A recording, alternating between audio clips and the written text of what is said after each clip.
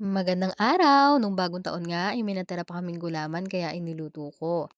Naisipan ko ngang gumawa ng dessert dahil nagki-crave ako sa matamis for this day.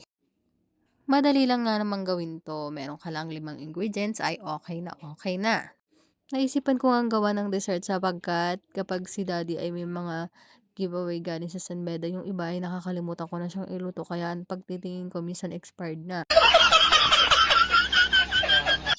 Ayan nga at nilagay ko na ang gulaman at mais at pagkatapos ay sinunod ko na agad ang keso at ang Alaska crema na masarap.